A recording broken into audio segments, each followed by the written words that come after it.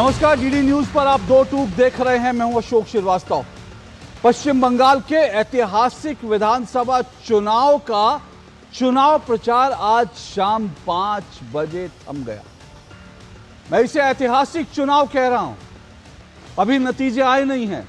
बहुत संभव है कि पश्चिम बंगाल विधानसभा चुनाव के नतीजे भी ऐतिहासिक हों, लेकिन नतीजे आने से पहले यह चुनाव ऐतिहासिक चुनावों की लिस्ट में दर्ज हो चुका है।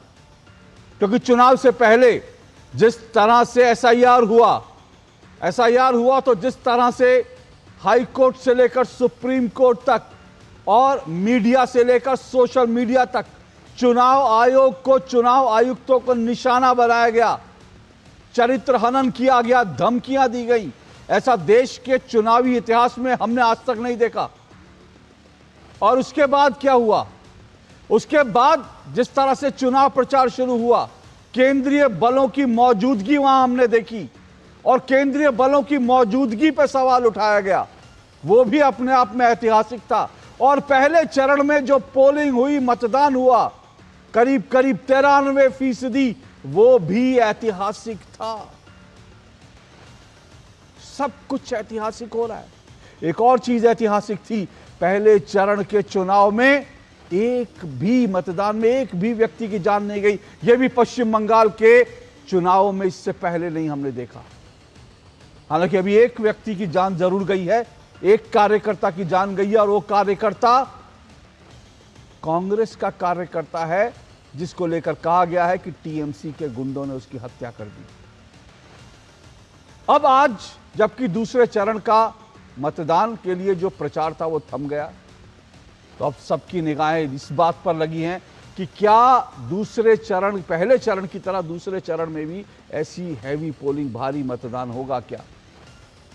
सुरक्षा बलों की जिम्मेदारी बहुत है, क्योंकि दूसरा चरण जो है वो ममता बनर्जी का जो गढ़ है, अभिषेक बनर्जी का जो गढ़ है, वहां पर पोलिंग होनी है। और वहां पोलिंग होने का मतलब यह है कि वहां का एक इतिहास रहा है, और उस इतिहास में हिंसा का भी इतिहास रहा है इन इलाकों में। तो इसलिए सुरक्षा बलों की जो है सबसे बड़ी जिम्मेदारी यह है कि दूसरे चरण की पोलिंग जो है शांतिपूर्ण हो जाए। उसके लिए चुनाव आयोग और केंद्रीय सुरक्षा बल अपनी अपनी तरह से तमाम कदम उठा रहे हैं। लेकिन पुलिस को लेकर, बंगाल पुलिस को लेकर आज दो इंपॉर्टेंट घटनाएं हुई। मैं आपको आज की तस्वीर बता रहा हूं, फिर मैं आ जाऊंगा आज के विषय पर। दो इंपॉर्टेंट चीजें हुई। एक, पश्चिम बंगाल जो कोलकाता आर्म्ड पुलिस है, कोलकाता आर्म्ड पुलिस में कार्यरत एक कांस्टेबल ने एक वीडियो बनाया, और वीडियो बनाकर उन्होंने ममता बनर्जी और उनकी सरकार पर आरोप लगाया कि 15 साल में पुलिस का इस्लामीकरण कर दिया गया है। हालांकि वो पुलिस का कर्मचारी है, उसको अनुशासन का पालन करना चाहिए था। उसने अनुशासन तोड़ा और उसको उसकी सजा मिली। लेकिन जो कुछ उस व्यक्ति ने कहा वो गंभीर चिंता का विषय है। क्या बंगाल की पुलिस का वास्तव में इस्लामीकरण हो गया? ये आरोप पहले भी लगते रहे हैं। और दूसरी घटना ये हुई कि ममता बनर्जी ने खुलेआम मंच से बाकायदा अपनी ही पुलिस के लोगों को धमकी दे डाली। ममता बनर्जी ने आरोप लगाया कि ये पुलिस वाले जो हैं ये टीएमसी के खिलाफ कार्रवाई कर रहे हैं केंद्रीय बलों की मौजूदगी में। और ममता बनर्जी ने कहा केंद्रीय बल तो चले जाएंगे, पर आपको तो यहीं रहना है, आपके परिवार की देखरेख हम करेंगे। अब ये देखरेख क्या है मैं नहीं जानता। तो सीधे सीधे एक तरह की धमकी दी गई। इस बीच प्रधानमंत्री नरेंद्र मोदी ने चुनाव प्रचार खत्म होने के बाद आज एक ऑडियो संदेश बंगाल के लोगों के लिए जारी किया। उन्होंने एक भावुक चिट्ठी भी लिखी बंगाल के लोगों को, और इस चिट्ठी में प्रधानमंत्री नरेंद्र मोदी ने मां काली के आशीर्वाद की बात कही, बंगाल के विकास के प्रति अपनी प्रतिबद्धता जताई, और सबसे बड़ी बात यह है कि बीजेपी किस हद तक आत्मविश्वास से भरी हुई है, इसकी जो तस्वीर है वो प्रधानमंत्री नरेंद्र मोदी की इस चिट्ठी और उनके वीडियो संदेश से मिलती है। क्योंकि प्रधानमंत्री ने इस चिट्ठी में यह कहा, मैं आपको भरोसा देता हूं, बंगाल में बीजेपी के मुख्यमंत्री के शपथ ग्रहण का उत्सव हम सब मिलकर मनाएंगे। तो क्या बंगाल का जो नतीजे होंगे क्या वो भी ऐतिहासिक होने जा रहे हैं? आज इन सब पे चर्चा करेंगे, लेकिन सबसे इंपॉर्टेंट बात जो है वो ये है कि दूसरे चरण का मतदान क्या शांतिपूर्ण निपट पाता है, हो पाता है। आखिरी दांव, क्योंकि अब सिर्फ कुछ घंटे मतदान से पहले बचे हैं, तो आखिरी दांव भयमुक्त चुनाव। भयमुक्त चुनाव होगा तो बीजेपी को भरोसा है वो सत्ता में आएगी, लेकिन भयमुक्त चुनाव हो पाएगा क्या, पहले चरण की तरह होगा, इस सब के लिए हमें इंतजार करना पड़ेगा। आज इसी पर चर्चा करेंगे। इससे पहले आगे बढ़ें, आज क्या कुछ हुआ, प्रधानमंत्री नरेंद्र मोदी ने क्या कहा, गृह मंत्री अमित शाह ने क्या कहा, क्या किया बंगाल में, और साथ साथ ममता बनर्जी और अभिषेक बनर्जी को भी सुनवाता हूं। सुनिए जरा।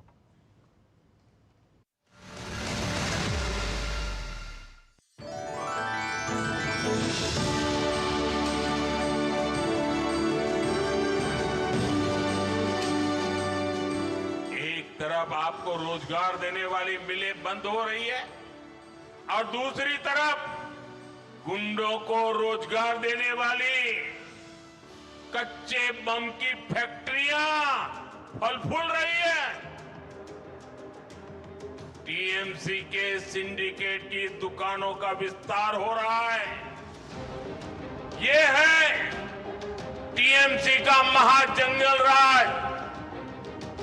आप सोचिए,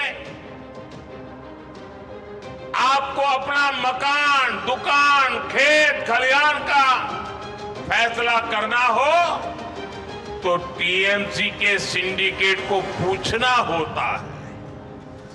तो फिर नई फैक्ट्री और कारखाने लगाने के लिए क्या क्या नहीं करना पड़ता होगा। इसलिए टीएमसी के इस सिंडिकेट को भगाना ही होगा, टीएमसी को हराना ही होगा।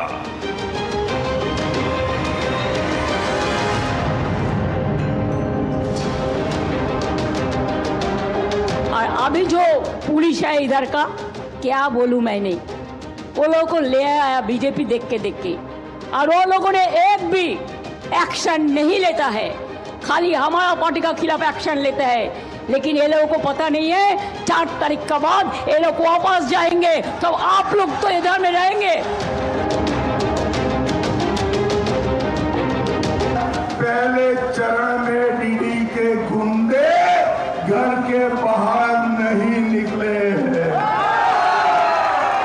और मैं डीडी के गुंडों को भी कहकर जाता हूं, दूसरे चरण में भी मत निकलना, वरना 5 तारीख के बाद उल्टा लटका कर सीधा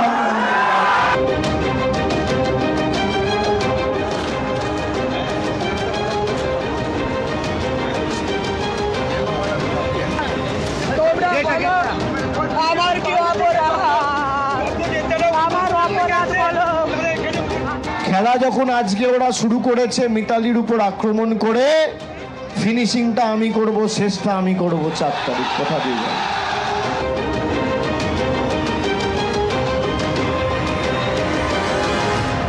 बंगाल में किसी को रोजगार चाहिए तो फिर कोई ना कोई रिश्तेदारी टीएमसी में होनी पड़ेगी, नहीं तो नहीं मिलने वाला। वो पूरा का पूरा काम टीएमसी के गुंडों के लिए, टीएमसी के लोगों के लिए करती है और जनता को कोई भी मदद नहीं करती। भाजपा उसको पप्पू कहते हैं ना, ठीक कहते हैं, क्योंकि वो तो गद्दारी कर रहा है, लेकिन नेशनल पॉलिटिक्स में हम लोग गद्दारी नहीं करता है। वो भाजपा, हम लोग उसको रेस्पेक्ट करता हूँ, भाजपा उसको पप्पू बोलता है और वो एस्टेब्लिश कर रहा है।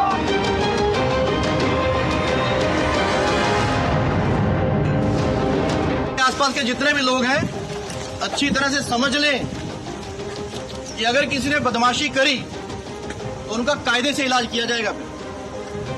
अगर कहीं से खबर आ गई कि किसी ने कोई खुराफात करने की, किसी को परेशान करने की कोशिश की है, तो फिर उसकी खबर फिर अच्छे से लेंगे हम।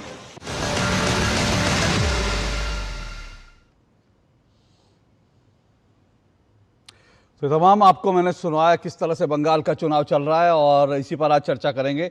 5 मेहमान मेरे साथ जो हैं आज की डिबेट में जुड़ चुके हैं। आइए पांचों मेहमानों का परिचय करवा देता हूं। मेरे साथ स्टूडियो में राधिका खेड़ा जी जुड़ी हैं, बीजेपी की राष्ट्रीय प्रवक्ता है राधिका खेड़ा जी। मेरे साथ एहतशामुल हक जी जुड़े हैं, टीएमसी के समर्थक हैं, राजनीतिक विश्लेषक हैं। और मेरे साथ सैयद जवाद जुड़े हैं, कांग्रेस समर्थक, राजनीतिक विश्लेषक। प्रकाश चंडालिया मेरे साथ जुड़े हैं, राष्ट्रीय महानगर के संपादक हैं और बंगाल की राजनीति पर करीबी नज़र रखते हैं। और साथ साथ स्टूडियो में सुधीर सुंग जी मेरे साथ जुड़े हैं, पॉलिटिकल साइंस के प्रोफेसर है दिल्ली यूनिवर्सिटी में। और चलिए शुरुआत करते हैं। इससे पहले कि आगे बढ़ें, मैं राधिका खेड़ा और एहतशामुल हक जी, आप दोनों को 1.5 मिनट देता हूं अपनी अपनी बात। और इस वक्त मैं रोक रहा हूं आपको, प्रधानमंत्री नरेंद्र मोदी इस वक्त गैंगटॉक में, आज वो गैंगटॉक सिक्किम में थे, वहां उनका रोड शो, प्रधानमंत्री नरेंद्र मोदी के रोड शो सिक्किम में गैंगटॉक, ये दृश्य अभी हमें मिले हैं।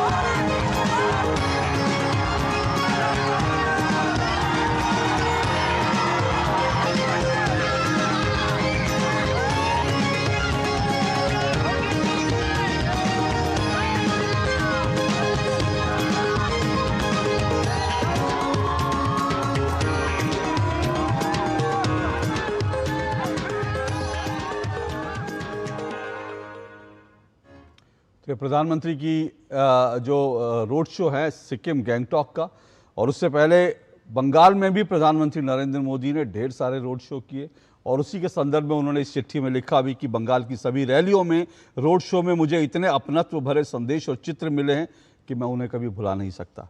तो सवाल यह है कि प्रधानमंत्री ने जो चिट्ठी लिखी उसमें तो एक तरह से ऐलान कर दिया कि बीजेपी के मुख्यमंत्री का शपथ ग्रहण होगा और उसमें हम सब मिलकर शामिल होंगे। तो चलिए राधिका जी, शुरुआती पहले 1.5 मिनट आपके। प्रधानमंत्री ने तो ऐलान कर दिया कि आपकी सरकार बनने जा रही है, अभी तो नतीजे आने में थोड़ा वक्त है, दूसरे चरण में पोलिंग होनी बाकी है। सभी को नमस्कार। अशोक जी, आपने भी वो दृश्य देखे हैं जो बंगाल से आए हैं, जो लोगों के चेहरे, वो चेहरे ही जवाब दे रहे हैं, क्योंकि वहाँ की जो महिलाएं हैं, बेटियां हैं, वो त्रस्त हैं। वो रात को घर से, शाम को, रात क्या कहे, शाम को 7 बजे के बाद अपने घर से निकलना चाहती है। युवाओं के पास रोजगार नहीं है, वो रोजगार चाहते हैं, और वहाँ पे कुछ भी नहीं है। बड़ी बड़ी कंपनियां जब आना चाहिए, जैसे टाटा हो या दूसरी कंपनियां, उनको दौड़ा दौड़ा के भगा के वहाँ से भगाया गया।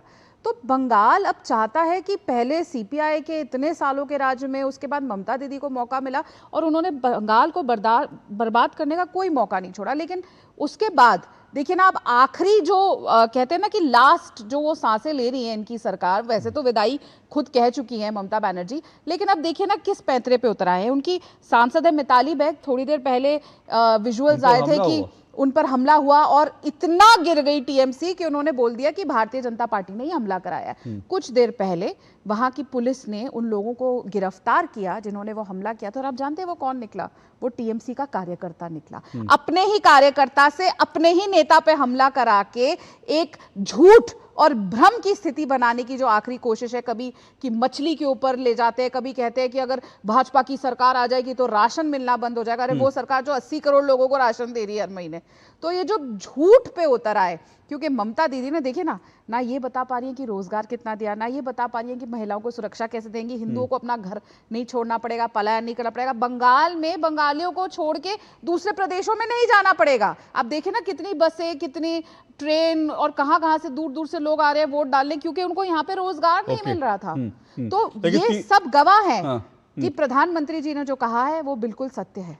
ओके, तो बीजेपी आत्मविश्वास से भरी हुई है। और एहतशामुल जी, मतलब ये कहना मुश्किल है, लेकिन अगर बॉडी लैंग्वेज की बात होती है राजनीति में अक्सर, और बॉडी लैंग्वेज देखी जाए और बाकी सब कुछ अगर देखा जाए, तो ऐसा लग रहा है कि टीएमसी के कंधे झुके हुए हैं। ममता बनर्जी खुद जो हैं वो काफी जो है वो लग रहा है कि बिल्कुल पैनिक में है। बिल्कुल नहीं अशोक श्रीवास्तव जी, नरेंद्र मोदी हमारे देश के प्रधानमंत्री है। वो कोई मतलब ऐसा नहीं है कि उनको कोई नजूमी, जिसको उर्दू में बोलते हैं, तो वो कोई एक्सपेक्टेशन नहीं कर सकते हैं कि यहाँ पर समझ लिया हम मुख्यमंत्री भारतीय जनता पार्टी के बनने जा रहे हैं। मुख्यमंत्री बनेगी, ये बात सही बोले हैं, मुख्यमंत्री बनेगी, लेकिन फिर से चौथी बार ममता बनर्जी मुख्यमंत्री के रूप में बनेंगे, हो सकता है। तो मैं दावत देना चाहूंगा आदरणीय प्रधानमंत्री नरेंद्र मोदी जी को कि आप हमारे चौथी बार जो हमारे मुख्यमंत्री ममता बनर्जी की शपथ होगी, तो उसमें आगे आप भाग लें, और हमारे आपके आने से हमें खुशी होगी कि आपका सपना साकार नहीं होगा, भारतीय जनता पार्टी का सपना समझ लिए चूर होगा। इसलिए कि हम लोगों ने ग्राउंड लेवल से काम किए, लोगों के लिए, जनता के लिए समझ लिए हम लोग काम कर रहे हैं। भारतीय जनता पार्टी कभी भी पश्चिम बंगाल के लोग उनको एक्सेप्ट नहीं करेंगे, इसलिए कि बंगला विरोधी है, वो जो है बंगाली विरोधी है। वो समझ लिए कि जहां जहां समझ इनकी सरकार है वहां के लोगों को समझ लिए मारते हैं, पीटते हैं और बोलते हैं कि तुम बांग्लादेशी हो, घुसपैठिया, रोहिंग्या हो। तो सरकार बनने जा रही है हमारी ममता बनर्जी की सरकार, और फुल मेजोरिटी के साथ में। मैं आपको कहना चाहता हूँ कि 4 मई का जो दिन होगा, चौथी बार समझ लिए मुख्यमंत्री का शपथ लेंगी। और बाउंड्री हम लोग मार रहे हैं। बाउंड्री इसकी वजह यह है कि हम लोगों ने लक्ष्मी भंडार के रूप में 2 करोड़ 62 लाख महिलाओं को समझ लिया हम लोग 1500-1700 रुपया देते हैं। ये नहीं कि भारतीय जनता पार्टी जैसा जुमला करेंगे, देते करते हैं ना। 15 लाख आया ना 2 करोड़ 32 लाख रोजगार मिला, और 2,500 दिल्ली की माताओं बहनों से वादा किया गया था भारतीय जनता पार्टी का कि हमारी सरकार बना दो, मैं 2,500 रुपया दूंगा। सरकार बन गई, लेकिन 1 रुपया भी नहीं आया। हमारा काम जो है ऑथेंटिक काम है, और जुमले की काम नहीं होती है। श्रीवास्तव जी, ये स्पष्ट रूप से कहना चाहता हूं। ओके राधिका जी, एक बार फिर से ये बात मेरे डिबेट में भी है, जिसको बार बार बंगाल में भी कहा जा रहा है कि बीजेपी बंगाल विरोधी है, बंगालियों की विरोधी है। एहतशामुल जी फिर से कह रहे हैं कि भाई आप लोग बंगाल विरोधी हैं, और बंगालियों को जो है उनको रोहिंग्या कह के, उनको बांग्लादेशी कह के पीटा जाता है। कल का एक वीडियो है आपकी जर्नलिस्ट है, यहाँ की एंकर हैं रीमा पराशर जी। उन्होंने आई थिंक वो कलकत्ता की नेशनल लाइब्रेरी में थी और वहाँ के युवाओं से बात कर रही थी। डीडी न्यूज़ का ही वीडियो है, जब वो बच्चों से बात कर रही थी किस तरीके से ममता दीदी के गुंडों ने उन बच्चों को बात नहीं करनी दी थी डीडी न्यूज़ से। क्यों? क्योंकि वो बच्चे ये बता रहे थे कि हम रात को बाहर नहीं निकल सकते, हमारे पास रोजगार नहीं है, हमें किस तरीके से परेशान किया जाता है, और ये बता रहे थे अगर हम सरकार के खिलाफ बोलते हैं तो हमें किस तरीके से दबाया जाता है। इन्होंने हजारों हमारे कार्यकर्ताओं को मारा है, 100 से 150 तो जान गंवा बैठे हैं। और वैसे भी हम देखते हैं ना, घर से निकाल के जो ये वैसे तो ये कह रहे हैं कि बम इनकी सरकार बन रही है, लेकिन घर घर में बॉम्ब बनाने का ये काम कर रहे हैं। जिनकी सरकार बन रही होती है, क्या उनको बॉम्ब बनाने की जरूरत मिलती है? इन्हीं के कार्यकर्ता के घर में 100 लाइव बॉम्ब मिले। क्या नाम है उसका? रफीकुल इस्लाम, शायद मुझे रफीकुल इस्लाम। फिर शौकत मौला जो बॉम्ब मेकर हैं सबसे बड़े, जिनको अपनी खुद की सिक्योरिटी देना चाहती है ममता बनर्जी, जिनको टिकट दी है। फिर मझराट पोलीपारा में उत्तर काशीपुर की पुलिस ने 79 crude bomb, 3 kilo 370 gram gun powder, 1 kilo 60 gram sulphur, jute की रस्सियां, 10 पैकेट रोल कैप्स मिली हैं। क्या, किस लिए? ये टीएमसी के कार्यकर्ताओं के पास क्यों मिल रही हैं चीजें? अगर इतना काम किया, मैंने कहा ना, ये यहाँ पे बोले कि ऐसा हो गया वैसा हो गया, सिर्फ एक इनको लगता है लकी भंडार देने से सब कुछ हो गया। आपको याद है ना दीदी ने क्या बोला था कि 7 बजे के बाद लड़की को घर से नहीं निकलना चाहिए। क्या करेंगी वो लकी भंडार का अगर वो 7 बजे के बाद घर से निकल सकती? आपने क्यों टाटा को धक्के मार के वहां से भगाया? बताइए कौन सी कंपनियां हैं? आप दिल्ली आइए, उत्तर प्रदेश आइए, छत्तीसगढ़ जाइए, मध्य प्रदेश जाइए, गुजरात जाइए, आप राजस्थान जाइए, बड़ी बड़ी कंपनियां वहां पे आती है, रोजगार देती है, लेकिन आप वहां से रोजगार भगाने का काम करते हैं। पर महुआ मोइत्रा ने तो कहा कि बंगाल का कोई इतिहास ही नहीं है, कि वहां औद्योगिकरण होता ही नहीं, वहां तो जो है खेतीबाड़ी होती है। वो तो महुआ मोइत्रा कह रही हैं। देखिए, यही तो सोच है ना, खुद उनकी सांसद ये कह रही हैं कि यहाँ पे इंडस्ट्रियलाइजेशन की जरूरत नहीं है जी, यहाँ पे तो हमारे युवाओं को फिर क्या जरूरत है जी? आपको उनको लकी भंडार इसीलिए देते हैं ताकि वो खेतीबाड़ी के लिए सिर्फ बीज खरीदें और कुछ ना करें। मतलब देखिए ना सोच, मैं सोचती थी कि महिला की दुश्मन कैसे होती है, लेकिन साक्षात हमें बंगाल में देखने को मिलता है ममता बनर्जी, जो खुद कहती है 7 बजे के बाहर। और सबसे बड़ी बात ये कहते हैं हमने सबसे ज्यादा महिलाओं को टिकट देते हैं, सांसद बनाते हैं, विधायक बनाते हैं। जब आरजेकर रेप हुआ तो ममता बनर्जी उन रेपिस्ट को बचाने वाले और उन रेपिस्ट के आगे आके एक ढाल बन के खड़ी हो गई, और पूरी सरकार के आगे ढाल बन के जो वकील महिला खड़ी हुई उसको राज्यसभा भेजने का किसने काम किया?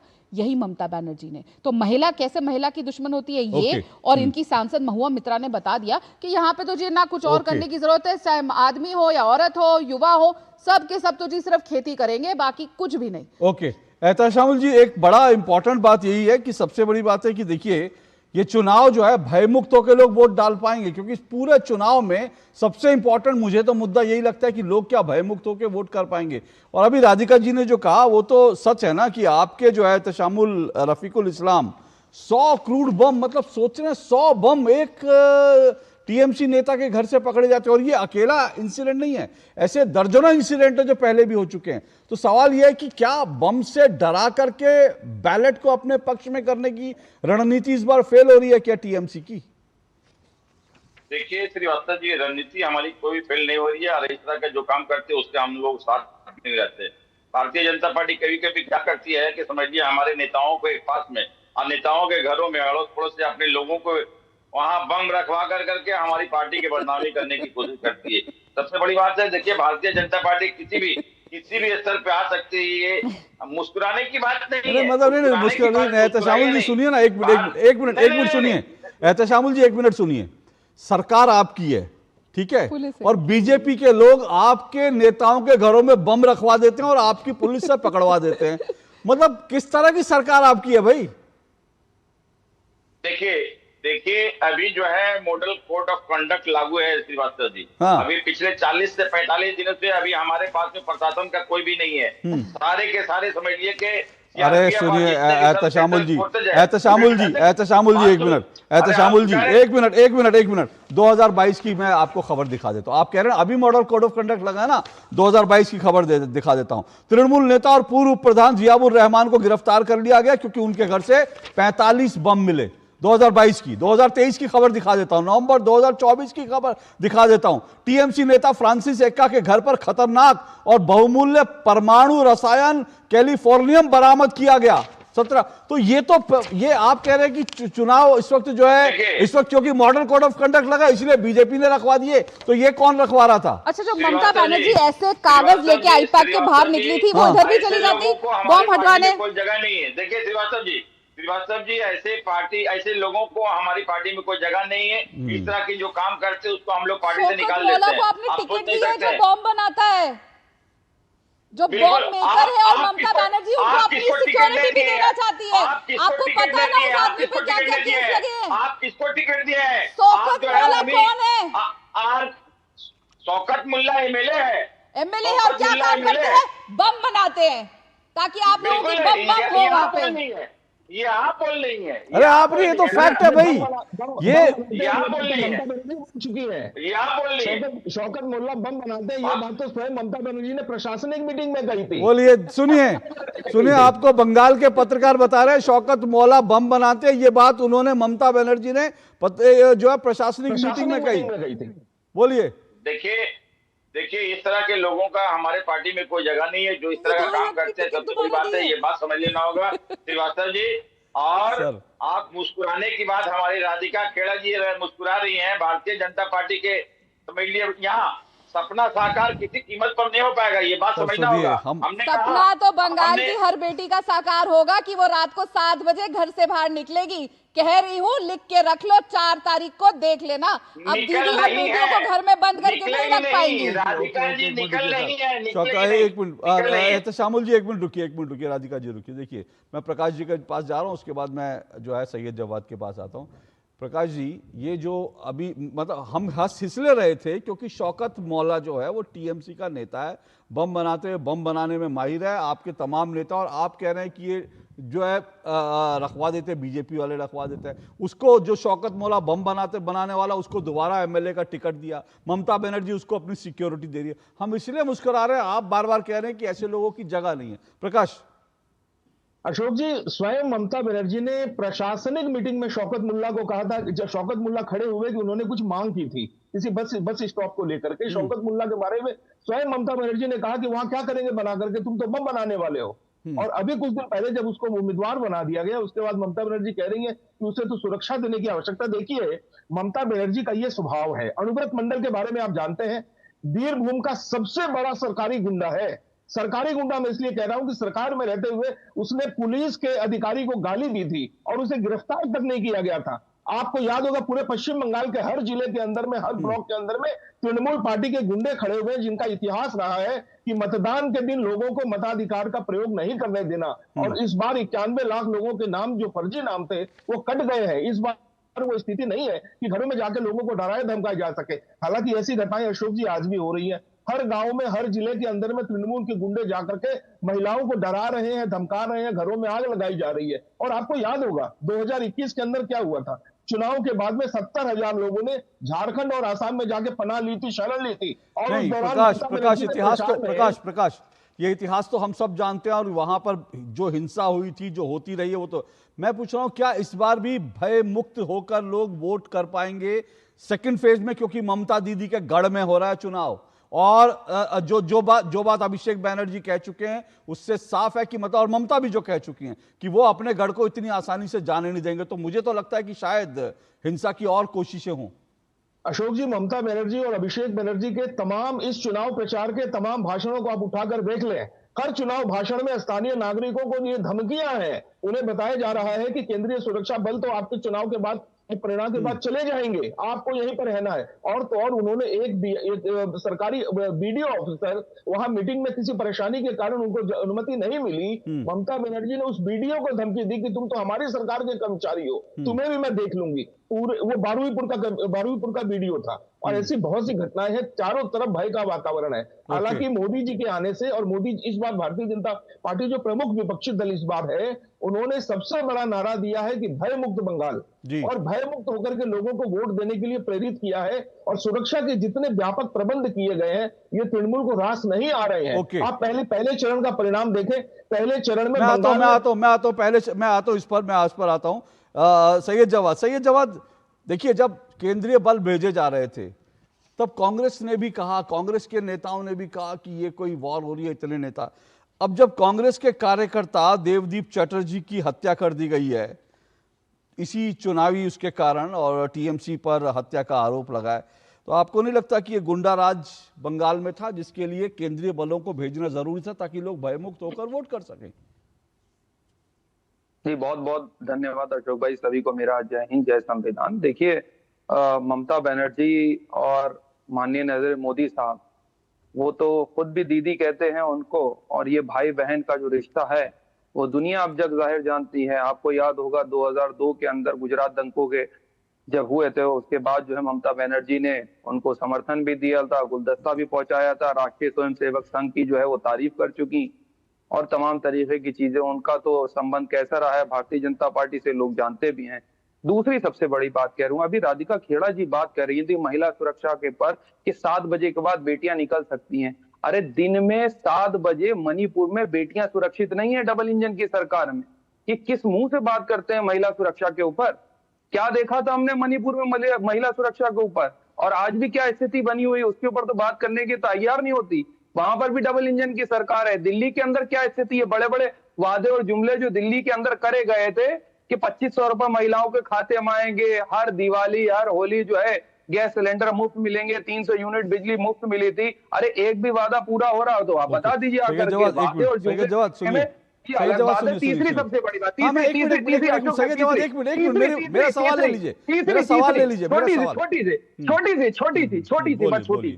अभी ये बम बनाने की बात कर रही थी। अरे आप ही ने तो वो आतंकवादी को टिकट दिया था श्रीनगर में वार्ड नंबर 33 के अंदर, सैफुल्ला नाम के व्यक्ति को निकाय चुनाव के अंदर। अरे आप तो आतंकवादियों तक को टिकट दे देते हैं। और रही बात बम बनाने की, तो आज तक ये नहीं पता चला कि पुलवामा के अंदर आरडीएक्स कहां से आया था, पहलगाम के अंदर कैसे इन आतंकियों ने हमला कर दिया। सैयद जवाद जी, बंगाल चुनाव पर कुछ है कहने के लिए? नहीं, बंगाल चुनाव पे आ रहा था, आप आ रहे थे। देखिए मतलब आपने 3 मिनट की भूमिका बांधी, मैंने सीधा बंगाल चुनाव पर आपको विषय बताया गया। ठीक है, मैं अगर आपको रोक देता तो आप लोग छाती पीटते कि हमारे जो है हमको बोलने का मौका नहीं देते और जो है देश में बोलने की आजादी नहीं है। इसलिए मैंने आपको 3 मिनट तक पूरा मौका दिया। आप मणिपुर घूम आए, पुलवामा घूम आए, पता नहीं कहां घूम आए। अब अगर हिम्मत हो और अगर जिगरा हो और अगर कुछ कहने की इच्छा हो तो बंगाल चुनाव पर भी कुछ बोल लीजिए। जो सवाल पूछा उस पर भी आ जाइए। क्या बंगाल में टीएमसी का गुंडा राज है? बिल्कुल है, हाँ। बिल्कुल है। और गुजरात के अंदर भी बहुत बड़ा लोगों का गुंडा राज है। मतलब आप समझ लीजिए, आप गुजरात भाग गए। अब मतलब मैं ये कह रहा हूं, देखिए सुनिए एक मिनट, मैं आज 1 मिनट अभी रुकिए, एक मिनट प्रकाश जी, 1 मिनट। देखिए ऐसा है, मैं बार बार कहता हूं, ये मैं आपको याद दिला रहा हूं। अभी सैयद जवाद खूब कह रहे थे ना, ये वो 2021 में जब ममता बनर्जी जीती थी चुनाव और कांग्रेस की 0 सीटें आई थी, 0। उसके बाद राहुल गांधी ने खुशी खुशी एक ट्वीट किया था कि मैं बहुत खुश हूं, ममता जी ने बीजेपी को हरा दिया, मैं बहुत खुश हूं। और उसके बाद दौड़े राहुल गांधी 2024 के लिए भागे ममता बनर्जी के पास कि आइए मुझे प्रधानमंत्री के लिए सपोर्ट दे दीजिए, दीदी मुझे प्रधानमंत्री के लिए सपोर्ट दे दीजिए। भागे गए थे राहुल गांधी। और आज और उस समय भी कांग्रेस के कार्यकर्ताओं की हत्याएं हो रही थी बंगाल में, और आज भी हो रही हैं। और आज भी कांग्रेस के समर्थक हो, एक शब्द बस, हाँ टीएमसी का गुंडा राज है, उसके बाद दूसरा शब्द नहीं निकलता पश्चिम बंगाल के लिए इनके मुंह से, दूसरा शब्द नहीं निकलता।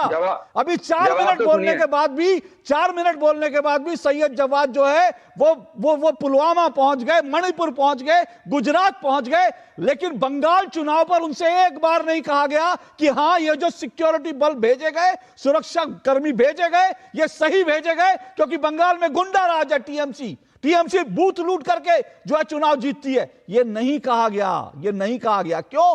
क्योंकि इनको उम्मीद दिखती है कि ममता बनर्जी आएंगी तो राहुल को प्रधानमंत्री बना देंगी। इनको राहुल के प्रधानमंत्री बनने से मतलब जरूर है, लेकिन अगर कांग्रेस के कार्यकर्ता, चाहे वो देवदीप चटर्जी हो या कांग्रेस के बाकी कार्यकर्ता हो, उनका अगर खून बहाया जाए तो उनको उसकी चिंता नहीं है। इनको राहुल गांधी के लिए प्रधानमंत्री की कुर्सी चाहिए। ये सच है। सुनिए ये सच है सैयद जवाद। अब अगर हिम्मत हो तो बंगाल में बोलिए, गुजरात तक पहुंच के हिम्मत है एक शब्द के अलावा बंगाल में बोलने की। देखिए भारतीय जनता, सुन तो लीजिए, भारतीय जनता पार्टी 4 मई को सफा हो रही है, उसका रीजन आपको बता देता हूं सबसे बड़ा क्या है। वहां पर शुभेंदु अधिकारी और आप देखेंगे जाकर के किस तरीके से दिलीप घोष, दोनों के समर्थक एक दूसरे के खिलाफ जो है खूब जो है बयानबाजी भी पीछे पीछे कर रहे हैं एक दूसरे। तो मतलब गुंडा राज की वापसी हो रही है वहां पे दोबारा। सुनिए तो, अरे गुंडा राज तो फिर वो टीएमसी से निकला हुआ गुंडा राज भाजपा में आ गया ना, आप समझ नहीं रहे बात को। अरे अब गुंडा राज वापसी हो रही है क्या? भाजपा में आ गए। अरे सुन तो लीजिए, टीएमसी के गुंडे भाजपा में आ गए तो वो गुंडा, एक गुंडा दूसरे गुंडे को ज्यादा अच्छे से पहचानता है, इसीलिए वो गुंडा राज। और सबसे बड़ी बात करूं, गुंडा राज जो हो रहा है उसके पीछे भी भारतीय जनता पार्टी और तृणमूल कांग्रेस के अंदर एक होड़ लगी हुई है। सुनिए 5 मिनट मैंने आपका भारत दर्शन सुना। 1 मिनट रुकिए, बंद करिए आवाज बंद करिए। 5 मिनट मैंने आपका भारत दर्शन सुना सैयद जवाद। अब मुझे एक सवाल का जवाब सिर्फ 30 सेकंड में, क्योंकि 5 मिनट आपका भारत दर्शन आपने कर दिया, मुझे लगा है कि आपको भारत दर्शन करने का शौक है, ठीक है। अब मुझे छोटे से 30 सेकंड में जवाब दीजिएगा, फिर मैं राधिका जी के पास जा रहा हूं, बाकी मेहमानों के पास। क्या बंगाल में केंद्रीय बलों को भेजने का फैसला चुनाव आयोग का सही था? जब आपके कार्यकर्ता वहां मारे जा रहे हैं, वहां पर सब लोग भयमुक्त होकर, तो क्या वहां पर केंद्रीय बल भेजने का फैसला चुनाव आयोग का सही था? 30 सेकंड सिर्फ। 30 सेकंड के बाद इनकी आवाज बंद कर दीजिएगा, मैं राधिका जी से जवाब लूंगा। केंद्र सरकार का एक डरा हुआ फैसला था और मौजूदा सरकार का एक डरा हुआ फैसला था। Thank you so much. केंद्र सरकार किसके हाथ में है? Thank you so much. Okay Radhika Khera respond कीजिए। लेकिन मैं देखिए कहता हूं, 2 टूक में ना लोग खुद आते हैं, अपने चेहरे के नकाब उतार के फेंक देते हैं। मैं आपको बार बार कहता हूं, मैं अपने दर्शकों को बार बार कहता हूं, 2 टूक देखा करिए। यहां पर हम कुछ नहीं करते, यहां पे जो लोग आते हैं अपने चेहरे का नकाब खुद उतार कर फेंक देते हैं। जैसे अभी सैयद जवाद ने अपना तो नकाब उतार के फेंका ही, राहुल गांधी ने भी 2 दिन से जो नकाब ओढ़ा हुआ है वो राहुल गांधी का नकाब उतार के भी फेंक दिया। शुक्रिया सैयद जवाद ये नकाब उतारने के लिए। राधिका खेड़ा रिस्पॉन्ड कीजिए, फिर मैं डरा हुआ फैसला है और ये बोल रहे थे कि सब मिले हुए हैं, ममता दीदी तारीफ करती है। तो मुझे एक बात समझ नहीं आई कि राहुल गांधी किस मिट्टी के बने हैं। केरल में, क्योंकि इन भारत दर्शन कर रहे थे तो मैं केरल तक चली जाती हूँ, क्योंकि हाल ही में केरल के चुनाव भी हुए हैं। केरल में अनेकों यूथ कांग्रेस के ऑफिस बेरर्स और कार्यकर्ताओं को सीपीआई ने जान से मार दिया है। और ये आज से नहीं हो रहा, 2012, 18, 19 लगातार मारते आ रहे हैं और लगातार हिंसा के केसेस है और कांग्रेस के इतने कार्यकर्ता मारे और यंग युवा कांग्रेस के लोग। और यहाँ पे भी यही हो रहा है, टीएमसी के गुंडे आके कांग्रेसियों को मारते हैं। लेकिन फिर भी सत्ता की भूख और लालच आप देख रहे हैं कि प्रधानमंत्री पप्पू को बनाना है कि इतना गिर जाते हैं कांग्रेस और राहुल गांधी कि वही लोग जो राहुल गांधी उन्हीं लोगों के साथ इंडी ठगबंधन में जाते हैं नेशनल लेवल पे, वही सीपीआई के साथ मिलके बंगाल में चुनाव लड़ रहे हैं। वही टीएमसी जो उनसे भीख मांगते, भाई तुम मेरे कार्यकर्ता को मारते जाओ और मेरे को फिर भी अपना समर्थन दे दो ताकि मैं प्रधानमंत्री बन जाऊं। जो नेता ऐसी सोच रखता है उसका तो जाहिर सी बात है कि उसका कोई अस्तित्व ही नहीं होना। मुझे तो समझ नहीं आता हम कांग्रेसियों से कुछ पूछते भी क्यों है। वैसे भी हालांकि एक बात पहली बार मैं अग्री करूंगी, राहुल गांधी ने जो सच कम से कम बोलने की हिम्मत जताई, लेकिन अभी भी राहुल गांधी एक ऐसे डरपोक है जो अपने कार्यकर्ता के साथ नहीं खड़े हो सकते। उनकी मौत, उनकी लाशों के ऊपर खुद प्रधानमंत्री बनना चाहते हैं। मुझे नहीं पता राहुल गांधी जी ने भी सच बोला और दूसरा कुणाल घोष ने भी क्या सच बोला। कुणाल घोष ने कहा Rahul Gandhi is a failure leader and BJP rightly calls him dash dash dash. जो शब्द मैं नहीं बोल सकता वो टीएमसी के नेता कुणाल घोष बोल रहे राहुल गांधी के लिए। तो ये हाँ, मतलब वो आप करिए, मैं नहीं कहना चाहता इन शब्दों का प्रयोग।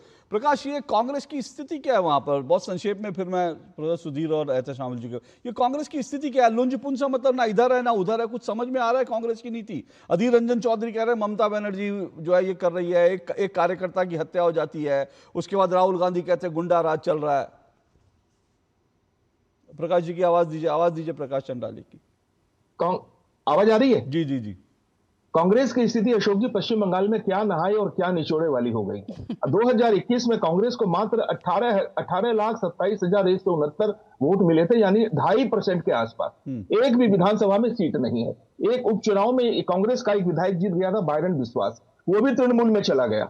और स्थिति पश्चिम बंगाल में ये रही कि अधीर रंजन चौधरी तृणमूल के खिलाफ जब जब आक्रामक होने की कोशिश करते, तृणमूल के भ्रष्टाचार और भेदभाव की बात को जब जब उठाने की कोशिश करते थे, तो आला कमान उनको दबा देता था। उन्होंने इस बार बहुत अच्छी संख्या में प्रार्थी उतारे जरूर है, लेकिन लगता नहीं है कि इनका वोट प्रतिशत भी बहुत ज्यादा बढ़ने वाला है।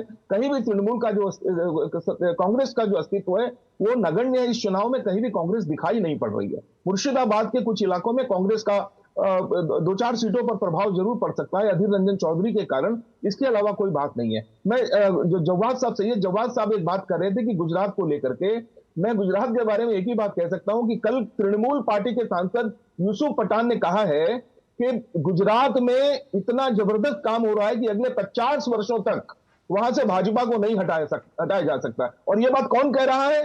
चुनाव का समय है, तृणमूल का सांसद वो कह रहा है कि 50 वर्षों तक भाजपा को गुजरात से अच्छे कामों के कारण नहीं हटाया जा सकता। वो लोग अच्छा काम कर रहे हैं। ओके, देखिए मैं एक बात कह के फिर मैं आगे बढ़ता हूँ, रुकिएगा सैयद जवाद।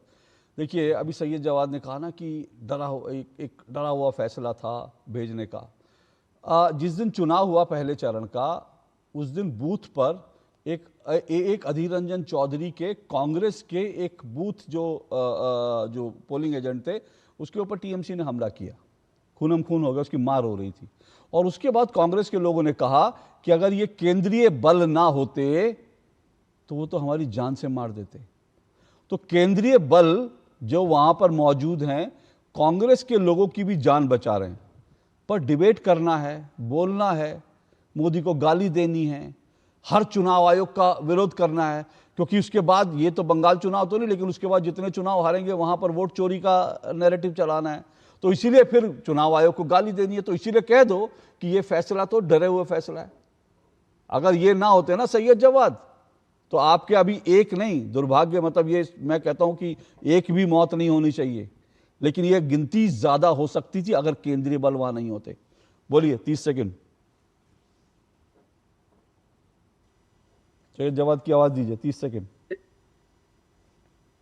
जी, क्या मेरी आवाज साफ सुनाई दे रही है? बोलिए बोलिए जी। या तो आपको लोकतंत्र की जो प्रक्रिया है उस पर भरोसा नहीं है, या फिर आपको चुनाव आयोग पे हद से ज्यादा भरोसा है कि चुनाव आयोग आपके पक्ष में काम करने को तैयार है। ये केंद्रीय जितनी जांच एजेंसियां आप देखिए, सबसे ज्यादा ट्रांसफर जो है और जितने ज्यादा अधिकारियों के तबादले हैं, ये कहाँ करेगा? ये पश्चिम बंगाल के अंदर करेगा। यानी आपकी सरकार रहते हुए भी आप 11 साल में फेल हुए हैं। आप बंगाल के लोगों को, राधिका जी पूछ रही हैं, आज आप टीएमसी की तरफ से बैटिंग कर रहे हैं क्या? राधिका जी पूछ रही हैं। नहीं, अब राधिका जी कुछ भी कह सकती हैं। जब से उनका मन बदला है, और मन बदल करके आदमी क्या क्या कहता है तो हम जानते हैं। सत्ता का गुरूर और घमंड आज तो आपका भी मन बदला हुआ लग रहा है। लेकिन राधिका जी इस नेचर की है नहीं। मैं जानता हूं उनको, बहुत अच्छे जानता हूं, मेरी बड़ी बहन रही है। ना मैं आपको जानती हूं, आप मुझे जानते हैं। अपनी बात बोलिए। अरे नहीं, अब चलिए कोई बात नहीं। अब आप ठीक है, मन बदल गया, पार्टी बदल गई और तो विचार भी बदल गए होंगे, लेकिन जो लोगों की तरबियत होती है वो नहीं बदलती। बहरहाल देखिए, हम हमेशा इस बात को कहते हैं, लोकतंत्र की प्रणाली जो है वो मजबूत होना चाहिए, लोकतंत्र की प्रक्रिया मजबूत होना चाहिए। लेकिन जिस तरीके से चुनाव आयोग ने काम करा है, जिस तरीके से लोगों के वोट कटे हैं, उसको लेकर के लोगों के भी संदेह है, और संदेह लोकतंत्र में जायज है। अगर किसी को कोई आशंका, कोई आपत्ति होती है तो लोकतंत्र के अंदर फिर हम जीवित क्यों? तो राजतंत्र के अंदर होना चाहिए, ना बाता ना खई। और जो आदरणीय प्रधानमंत्री जी केंद्र सरकार का है वो सही। चुनावी वादे थे, इन्होंने भी बहुत कुछ करे थे। 2 करोड़ रोजगार देंगे, किसानों का है 2 गुनी करेंगे। अब हो गया बंगाल पे बात करिए, चुनावी वादों पर फिर बात करेंगे। प्रोफेसर सुधीर सिंह, क्या हुआ? प्रोफेसर सुधीर सिंह, क्या बंगाल में जो एक फियर साइकोसिस रहती थी, क्या बंगाल का वोटर उससे इस बार निकलता हुआ दिख रहा है क्या? क्योंकि मुझे लगता है कि पहले चरण में जो मतदान हुआ, पोलिंग हुई, वो ये दिखाता है कि जो डर की जो खौफ बैठाया गया था केंद्रीय बलों की मौजूदगी के कारण, वहां पर इतने बड़ी जो सिक्योरिटी फोर्सेस वहां बैठे हुए हैं।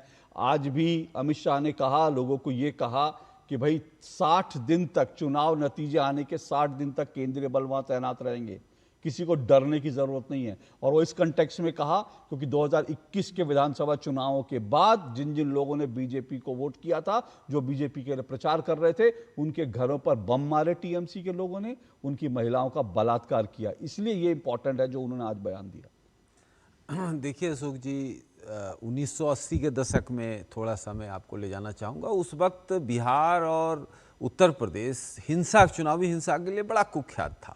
मुझे लगता है कि 100 प्लस लोग दोनों राज्यों में अलग अलग विधानसभा चुनाव में मरते थे, लोकसभा में उसकी संख्या कम होती थी। बंगाल में उस वक्त भी हिंसा बहुत ज़्यादा होती थी, कम्युनिस्ट पार्टी उस समय रिजीम में हुआ करती थी, और आज जब 15 वर्ष से टीएमसी है तो हिंसा उतने ही रफ्तार से फिर भी कायम है। इस बार मुझे लगता है कि जनता हिंसा के तमाम धमकियों के बावजूद उससे उबर के सामने आई है, जोरदार बैटिंग कर रही है। 92% वोट मुझे लगता है कि लोकतंत्र में अप्रत्याशित है। शायद इसका कुछ ही एग्जाम्पल हो कि राज्य के चुनाव में, विधानसभा चुनाव में 92% वोट हुआ है। उसके कई एक कारण हैं। देखिए, 15 साल से टीएमसी सत्ता में है। ये युग, कम्युनिस्ट पार्टी का युग कुछ और था, आज का युग कुछ और है। राउंड द क्लॉक मीडिया है, आप बैठ के स्क्रूटनी कर रहे हैं, तमाम टीवी चैनल कर रहे हैं। तो बंगाल के बारे में ये सही बात है कि 1960 में बंगाल तीसरा औद्योगिक तौर पर मजबूत प्रदेश था पूरे भारत का, आज 24वां है। तो ये क्यों हाल हुआ? और 15 वर्ष में ममता बनर्जी की टीएमसी की सरकार ने उसको ठीक करने के लिए क्या किया? बड़े पैमाने पर फिशरीज का बंगाल में कारोबार है। क्या जो मछली पकड़ने वाले लोग हैं उनको क्या दिया सरकार ने? उसके बाद बड़े पैमाने पर बंगाल में जो है पर्यटन होना चाहिए, हर तरह का पर्यटन होना चाहिए। जीरो है पर्यटन, कहीं पर्यटन विभाग का मंत्री कोई बनना नहीं चाहता बंगाल के अंदर।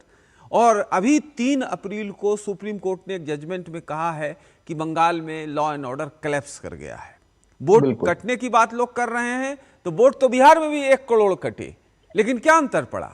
तो गलत अगर वोट है तो कटेगा। ये एक सामान्य प्रक्रिया है, उसको एक उस नजरिए से देखना चाहिए, ना कि पार्टीगत नजरिए से देखना चाहिए। बंगाल की जनता, मुझे लगता है, जो ट्रेंड में देख रहा हूं, बिल्कुल बदलाव के लिए लालायित है। और दूसरे जो चरण है, 1 दिन के बाद मुझे लगता है उसी ट्रेंड पर बंगाल की जनता बढ़ेगी। ओके, चलिए एक छोटा सा ब्रेक ले रहा हूं, ब्रेक के बाद लौटता हूं। एहतशामुल जी, आ रहा हूं आपके पास छोटे से ब्रेक के बाद।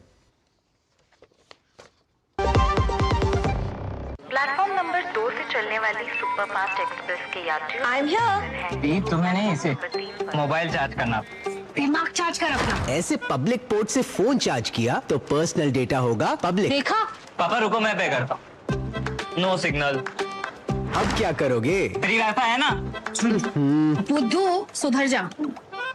पेमेंट्स के लिए नो ओपन वाईफाई, यानी फ्रॉड को करो बाय बाय। आरबीआई कहता है, करो सही शुरुआत, बनो फाइनेंशियली स्मार्ट। थिक थिक है, स्मूथ स्मूथ है, कौन सा है ये दही? जितना टेस्टी है उतना हेल्दी है, सब कहे यही सही दही। ऐसे ही खाया या डिश पकाया, जो भी बनाया उसको पचाया, सबसे बेस्ट ये दही। हेल्दी, टेस्टी और थिक दही, अमूल मस्ती दही, हर घर में घुल जाए, हर दिल में जम जाए। सबसे बेस्ट ये दही। गोल्डी छोले मसाले, जहाँ जाए रिश्ते बनाए। गोल्डी लाए हैं फ्रेश लॉक टेक्नोलॉजी, जो रखे मसालों को हर समय फ्रेश। चलिए, 2 टूक आप देख रहे हैं। 2 टूक में हम चर्चा कर रहे हैं आखिरी दाव, भय मुक्त चुनाव, क्योंकि आखिरी दाव है। अब बस जो है 29 तारीख को पोलिंग होनी है दूसरे चरण की, और उससे पहले लोगों में भरोसा कायम करने की भी कोशिश हो रही है, लोगों को डराने धमकाने की भी कोशिश हो रही है। सबसे बड़ी बात यह है कि क्या वोटर भय मुक्त होकर दूसरे चरण में भी वोट कर पाएगा जैसे पहले चरण में हुआ था। इन्हीं सब चीज़ों पर हम चर्चा कर रहे हैं। एहतशामुल जी, 4 मई के बाद यहीं रहना है, केंद्रीय बल चले जाएंगे। ममता बनर्जी पश्चिम बंगाल की पुलिस को, अभिषेक बनर्जी, ये खेल तुमने शुरू किया, 4 मई के बाद मैं खत्म करूंगा। एक और टीएमसी के सागर दिघी कैंडिडेट हैं ब्योरोन विश्वास, हाँ, वो ओपनली लोगों को धमकियां देते हुए, पुलिस को धमकियां देते हुए, उनका पूरा वीडियो यहाँ पर है जिसमें वो लोगों को धमकियां दे रहे हैं, खास करके पुलिस को धमकियां दे रहे हैं, और पुलिस के खिलाफ जो है गाली गलौज कर रहे हैं और कह रहे हैं कि तुम लोग जो है स्टेट गवर्नमेंट के लिए नहीं, दिल्ली के लिए काम कर रहे हो। ये मतलब अपनी, कम से कम बंगाल की पुलिस को तो छोड़ दीजिए, उनको भी डराना धमकाना, मतलब उनसे क्या ऐसी वो। देखिए, समय की बात है, ममता बनर्जी ने किस वक्त ये बात कही और अभिषेक बनर्जी ने किस वक्त ये बात कही। आज की घटना जो मिताली बाग मेंबर ऑफ पार्लियामेंट है आरामबाग की, उनकी गाड़ी के ऊपर में किस हिसाब से समझ लिए भारतीय जनता पार्टी के गुंडों ने किस हिसाब से ये किया, तो आप देखिए वो चोटिल हुई है। उस देखिए परिस्थिति क्या है, ये किस मोमेंट में वो बोले हैं, ये बात है। अब रहा एक बात, आप जो बार बार श्रीवास्तव जी बोल रहे हैं कि डर नहीं, SIR के खिलाफ में लोग पश्चिम बंगाल के वोट दे रहे हैं। जिस हिसाब से यहाँ के लोगों का नाम जानबूझ करके काटा गया है, उसी के अगेंस्ट में, अच्छा सुनिए, एक मिनट सुनिए एहतशामुल जी, SIR के विरोध में दे रहे हैं, किसके लिए दे रहे हैं वो तो हम 4 तारीख को छोड़ देते हैं, 4 तारीख को पता चल जाएगा। लेकिन मेरा अभी आप जो कह रहे थे कि आपकी एक सांसद पर हमला हुआ है, मिताली, अभी राधिका खेड़ा जी ने बताया और ये मैंने चेक किया, ये खबर सही है, ये खबर आई है, इसमें TMC का ही एक व्यक्ति हमला करते हुए पकड़ा गया। कोई महिला मुख्यमंत्री कितना गिर सकती है कि अपनी महिला सांसद पर अपने ही गुंडों से हमला करवा रही है। इससे ज्यादा घटिया काम एक महिला होकर वो नहीं कर सकती कि अपनी ही एक महिला सांसद, तो अपनी बेटी माने, बहन मारे, आखिर उनको अपनी पार्टी का हिस्सा बनाया है और उनको मतलब दीदी सब कहते हैं, सिर्फ हम नहीं कहते, पूरा बंगाल उनको दीदी कहता है, ना अपने लोगों की रक्षा कर पाए। और खुद देखिए, इससे ज्यादा घटिया और गिरावा नहीं हो सकता कोई भी कि अपने लोगों पे हमला करवाए। आपका नेता निकला है, वो बॉम्ब आप बनाते हैं, अपने सांसदों पे आप हमला करते हैं। इतना इससे तो ये साफ हो चुका है अशोक जी कि 4 मई ममता दी गई, ये तय है। एहतशामुल जी स्पेसिफिक जवाब दीजिए जो राधिका जी कह रही हैं और जो खबरों में भी आ रहा है कि आप ही का कार्यकर्ता पकड़ा गया आपकी सांसद पर हमला करने के आरोप में। बिल्कुल नहीं, इसमें कोई सच्चाई नहीं। राधिका जी जो बोल रहे हैं वो गलत बोल रही है। इस तरह का नहीं, बोलने से क्या आप कुछ भी बोल सकते हैं तो थोड़ी मान लेंगे हम। मतलब आपको बंगाल पुलिस आप बोलेंगे तो थोड़ी मान लेंगे, जो आपकी दीदी के कहने पे चलती आई है इतने सालों से, वही पुलिस जिसकी रक्षा करने भारतीय जनता पार्टी आप ही की पार्टी है, आप ही की पार्टी पॉसिबल है। राधिका जी आप ही की पार्टी है भारतीय जनता पार्टी। ऐसा प्रकाश जी, प्रकाश चंडालिया, वो पलट गए। प्रकाश चंडालिया ये कहते हैं कि लोकल ग्राउंड लेवल पर लोगों को पहले हवा लग जाती है कि क्या हो रहा है, ठीक है ना। जिस तरह से बंगाल की पुलिस को TMC के लोग धमका रहे हैं, क्या ये हवा का रुख बता रहा है क्या? क्योंकि उनको भी लग रहा है कि तंबू तो उखड़ गए हैं ममता बनर्जी के, तो अब जो बंगाल की पुलिस को इसलिए कर रहे हैं क्या? अशोक जी, जिस वक्त अभी हम लोग जिस वक्त डिबेट कर रहे हैं, इस वक्त की ताजा खबर यह है कि बीजपुर, उत्तर 24 परगना की कॉन्स्टिट्यूंसी है बीजपुर, वहां पर एक राजनीतिक कार्यकर्ता की हत्या हो गई है। अभी की खबर है, अभी एक राजनीतिक कार्यकर्ता की हत्या हो गई है। हाली शहर नामक वो जगह है और उत्तर 24 परगना का बीजपुर चुनाव क्षेत्र, वहां मर्डर की खबर अभी आई है। कल रात को बैरकपुर क्षेत्र में हुआ। देखिए, जहां तक हवा की बात है, परिवर्तन प्रकृति का नियम है और मैं ये बात कहूं, उससे ज्यादा आपको ममता बनर्जी की बात पर विश्वास करना चाहिए। स्वयं ममता बनर्जी कह चुकी है कि परिवर्तन प्रकृति का नियम है, नई सरकार आएगी, नई योजनाएं लाई जाएगी। और उसके बाद तो और बड़ी बात कही ममता बनर्जी ने कहा कि इंशाअल्लाह तृणमूल रही तो फिर मिलेंगे। ये सारे संकेत क्या है? उनकी बातों से निकल करके आ रहे हैं। ममता बनर्जी तो खुद कह रही है, विदाई की बातें खुद कह रही है। और देखिए, पहले वो शायद इमोशनल ब्लैकमेल करने की भी कोशिश कर रही है ऐसे बयान देकर। बिल्कुल वो विक्टिम कार्ड खेलती है, पहले आक्रामक होती है, लेकिन इस बार उन्होंने बंटवारा कर लिया। आक्रामक होने की जिम्मेदारी उन्होंने अभिषेक को दे दी, जिन्होंने 2/3 ममता बनर्जी ने संभाला, 1/3 अभिषेक बनर्जी ने संभाला। लेकिन ये पहला चुनाव होगा या पश्चिम बंगाल पहला राज्य देश का होगा जहां पर प्रधानमंत्री को घुसपैठिया कहा गया, गृह मंत्री के लिए गाली दी गई। मैं आपके चैनल पे उस शब्द का प्रयोग नहीं कर सकता, आप कल्पना करें। और यहाँ पर पश्चिम बंगाल में कानून का शासन नहीं है, शासक का कानून है। ये टिप्पणी किसकी है? बिल्कुल सुप्रीम कोर्ट की। वो टिप्पणी नहीं बोलनी चाहिए अगर हम लोग आपस में लड़ रहे हैं। ओके, सही जवाब 30 सेकंड जल्दी से। नहीं, जब आदरणीय प्रधानमंत्री 2014 के अंदर चुनाव आयोग के ऊपर टिप्पणियां करते थे और कहा करते थे कि डराने और धमकाने की कोशिश मत करना, तो उस वक्त चुनाव आयोग आपको जो है निष्पक्ष नहीं नजर आता था। आप ही खुद टिप्पणियां करते थे, आप भी तो चुनाव लड़ रहे थे, उस वक्त नहीं समझ में। और सबसे बड़ी बात जो आपने बात करी, अरे सीखा तो TMC ने ही है ना, भारतीय जनता पार्टी से फार्मूला गुंडाई का। देखा है ना, और गुंडाई का फार्मूला सीखा हुआ है TMC ने। और TMC के गुंडे जितने TMC के गुंडे निकल आने गए थे, सब वेस्ट थी। सब कुछ बीजेपी। सुनिए एक मिनट, दो बातें मैं कहना चाहता हूं। ममता बनर्जी, सुनिए, ममता बनर्जी की ट्रेनिंग किस पार्टी में हुई ये बताने की जरूरत नहीं है उनकी। और दूसरा, चुनाव आयोग से या चुनाव आयुक्तों से या चुनाव आयोग से ये कहना कि भाई किसी को डराना धमकाना नहीं और फ्री एंड फेयर चुनाव कराने, इसमें कोई हर्ज नहीं है। इसमें सुनिए, इसमें कोई हर्ज नहीं है। लेकिन ये कहना कि ज्ञानेश कुमार अगर चुनाव आयुक्त ना होते तो मैं उनकी उंगलियां काट देता, ये जो बयान है ये टीएमसी के सांसद का बयान है। और ऐसे एक नहीं दर्जनों बयान सुनवा सकता हूं। और ये सीधा सीधा धमकी है। महुआ मोइत्रा ने कहा जो टीएमसी को वोट नहीं देगा वो बंगाली नहीं है, उसको पश्चिम बंगाल में रहने का अधिकार नहीं है। ये चीजें जो है ना, इनके खिलाफ अगर जिगरा हो कभी सैयद जवाद, तो कभी कभी इस गुंडागर्दी और इस तानाशाही के खिलाफ बोलने की हिम्मत रख लिया करिए। सुधीर जी सिर्फ 30 सेकंड।